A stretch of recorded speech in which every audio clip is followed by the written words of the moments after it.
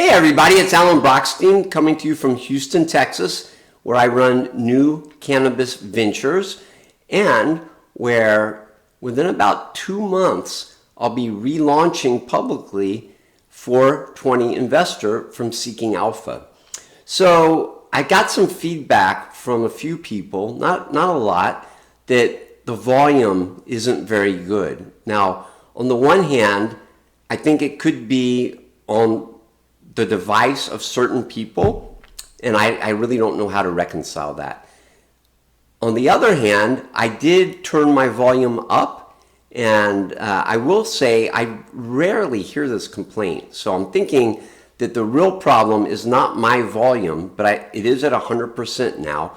So if you still have a problem, either change your device that you're listening to me on, or send me a solution. I don't know what to do. I use a Legion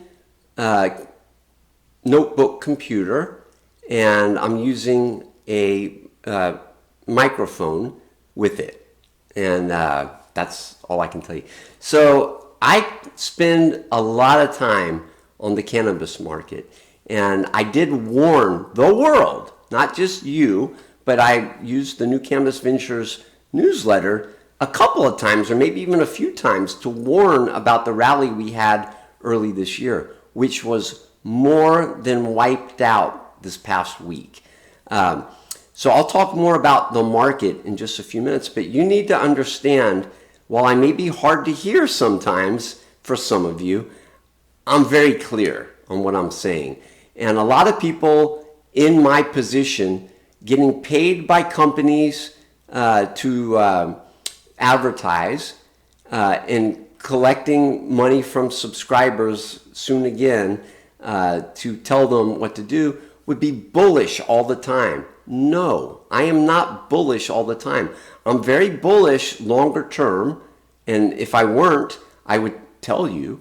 But short term, I've been pointing to some problems, and I'll continue to point to those problems. This week, we got what the market saw as some bad news. I don't think it really mattered, but Oklahoma said no thanks to adult use. And if you know their legal market for medical, you'll know how bad it is. And I think that the vote was really due to two reasons. One, the Republican governor said no, and a lot of people just agreed with him. But more importantly, two, there are way too many dispensaries for medical use, which is essentially adult use anyway.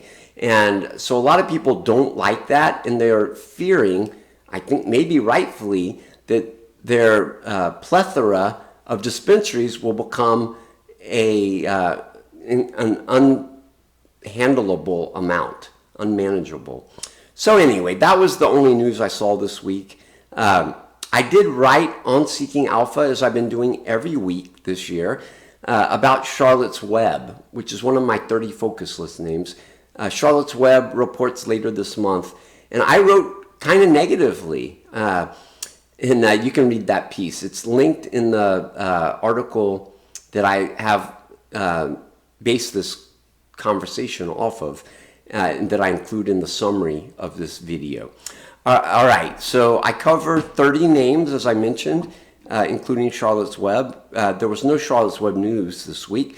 The news on the companies I follow, Air, made a new all-time low. It reported revenue that was pretty close to expectations, and adjusted EBITDA was a little bit ahead. Their outlook was a little muted, but it wasn't anything that I think would say send the stock down as much as they did. But anyway, that was news. Cresco opened 2 more Florida dispensaries. I don't think that's a big deal. Curaleaf brought B Noble brands to Florida. I don't think that's big news. Hydrofarm beat expectations for their Q4 on revenue, and of $61.5 million. It was down a lot. The stock rocketed higher, and I was happy about that. Refi, moving down the alphabet, Chicago Atlantic, which is on my focus list. It's a relatively new ad, and they reported sales growth. I think it was in line with expectations, but like AFC Gamma, they took a hit to their net income because of their credit, adjusting for credit. And they took a hit, so their net income fell sequentially. It was still positive. Spring Big, woo woo! And they may be removed from my focus list. They reported $6.7 million in revenue.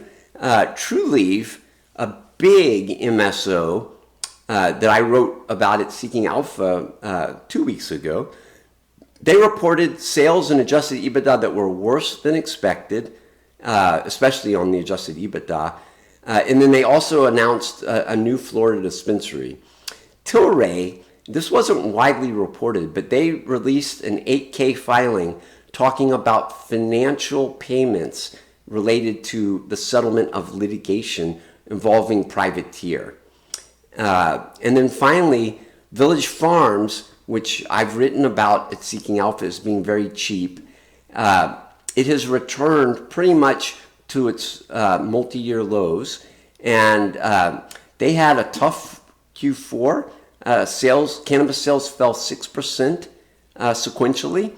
And the big news, which wasn't really talked about a lot for them, I think, is that they are selling one of their Texas assets. And a lot of their investors, I think, have been wrongly, I'm a Texan, I think I know about Texas.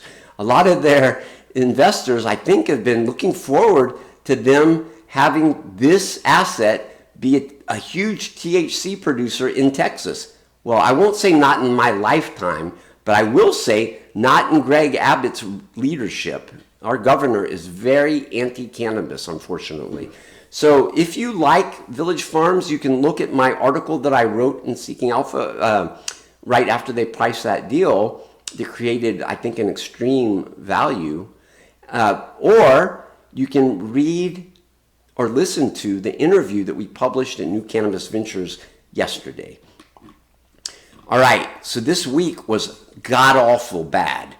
The global cannabis stock index was down almost 11% to a new all-time low.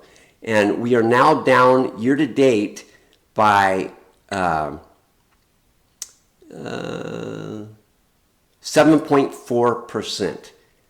So I think one can look at the last 6 or so months and see, or actually a little bit more than that, about 9 months, and see that maybe there's a third month of the quarter challenge.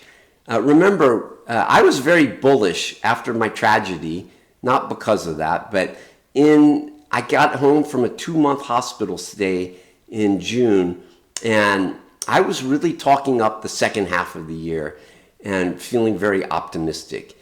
And then in July, my model portfolios did very well, and then they hung in there in August, and they collapsed like the market in September, the third month of Q3. In Q4, October and November were great. December was disastrous. So I didn't think that would continue, but January, strong. February, held in there. March, disastrous again, not like December, but bad. And so it's taken us all the way down and for the year to date. And so if I were a numbers guy, I am a numbers guy, but I'm not just a numbers guy, but I would just see this pattern and I would get bullish at the end of March and bearish at the end of May. So I guess that's my observation.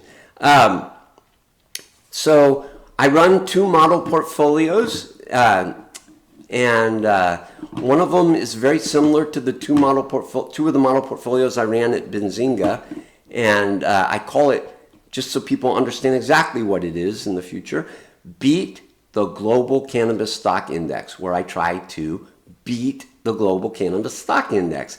I am. It's up year to date 2.5%. I think I'm checking 2.6% to be precise, and that's 10 points better than the index. That is what I'm used to doing historically for the last 10 years.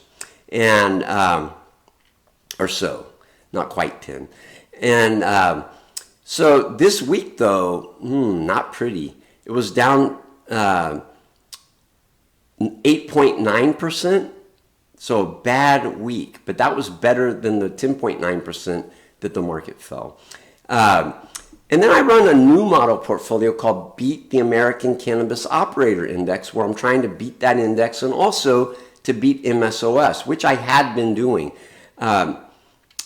You can read the piece and figure out what the problem is. I have a stock two stocks that are down a lot. And so this week, it was down 10.7%, and that index fell 7.9%. That leaves me down pretty much big year to date relative to that index. Year to date, I'm down 7.9%, and the index is up 1.8%, so not good. But MSOS is down 7.6% year to date, just a little bit less than my model portfolio. And I have confidence that I'll win that battle. And against the American Cannabis Operator Index. All right, the last part of this is to go over this week's calendar, and we are thick in earnings season for the MSOs. Last week, Trulieve was the second large MSO to report, and this week, on Thursday, we have Cresco reporting. They're a tier 1, and we have a few tier 2s and others. I'll just go through the week. On Monday, Glass House, which is, I think, tier 3, maybe tier 4. Tier 4. They're just in California. They report after the close.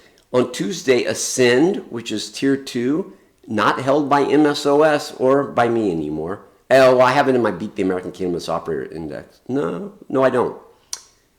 Oh, yes, I do. Sorry, I do. It's not in that index, but I do own it. I think the stock's cheap. I had more of it. I sold half this week at a profit, by the way. They report Tuesday. Acreage reports before the market opens on Wednesday. And then, not an MSO, GrowGen, a big ancillary company, reports after the close on Wednesday. And then on Thursday, in addition to Cresco reporting in the morning, in the afternoon, TerraSend, which is a tier 2, Tilt Holdings, and WM Technology report their Q4s. So that's really it. Y'all have a great week. Take care. Bye.